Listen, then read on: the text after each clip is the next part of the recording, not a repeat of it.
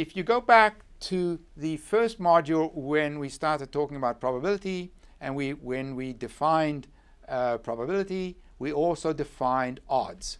So if the probability of an event is A, then we said the odds of the event would be P over 1 minus P. So if the probability is P, the odds are P over 1 minus P. Mathematically, what happens to P over 1 minus P as P gets close to 1, I've only drawn it up to 0.8 here, but as P gets close to 1, this thing is going to go off to infinity. So that's useless. But when you contrast the odds, so this is the odds, when you contrast the odds versus the probability, you see that down here they look like they are almost the same. And in fact, let's amplify that. And so now we're going just to 0.1.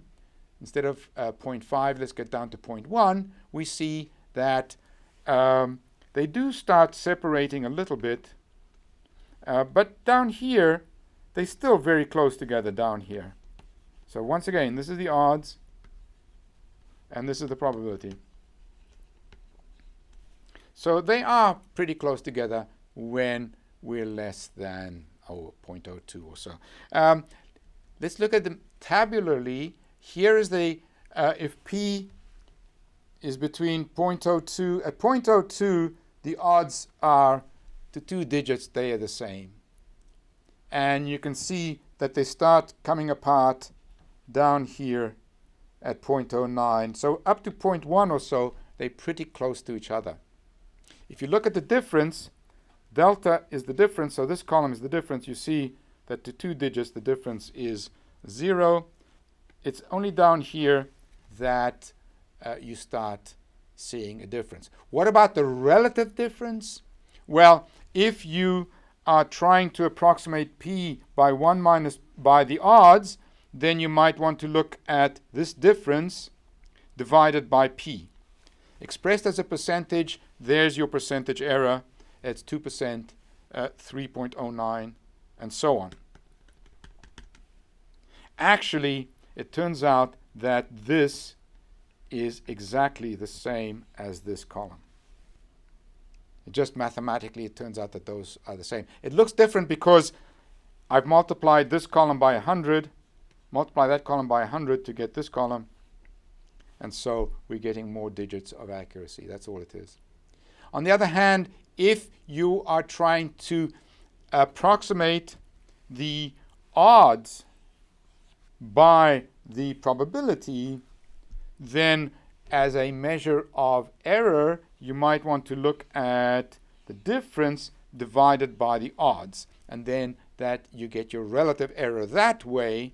And here it is. So that this column gives you that relative error. So it's 2%, 3%, 4%. It's 5% down to here.